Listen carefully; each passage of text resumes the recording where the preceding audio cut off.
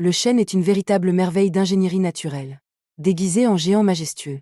Alors que nous le voyons comme un arbre statique, un système complexe se cache sous son écorce épaisse, lui permettant de survivre plus de 1000 ans. Ce processus demande une patience immense, car le chêne est un symbole de croissance lente. Il n'atteint sa maturité reproductive qu'entre sa 20e et sa 50e année.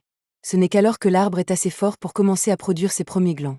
Cependant, sa pleine capacité de fructification ne survient qu'après son 80e anniversaire, lorsqu'il devient un véritable parent de la forêt.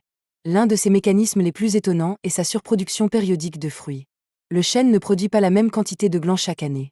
Les années de disette, l'arbre économise son énergie, ce qui limite naturellement le nombre d'animaux forestiers.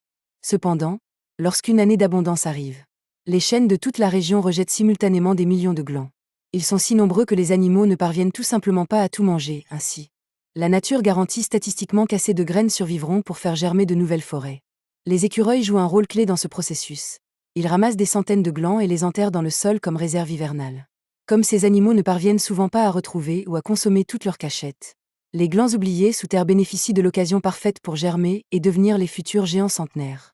Le bois de chêne est légendaire pour sa densité de 700 à 900 kg par mètre cube et sa forte teneur en tanins. Ces composés agissent comme un antiseptique naturel qui repousse les bactéries et la pourriture. C'est cette propriété qui a permis à Venise de survivre. La ville est bâtie sur des centaines de milliers de pilotis en chêne enfoncés dans la vase il y a 7 siècles. Dans un environnement sans oxygène. Le bois ne se décompose pas mais se minéralise et devient dur comme de la roche.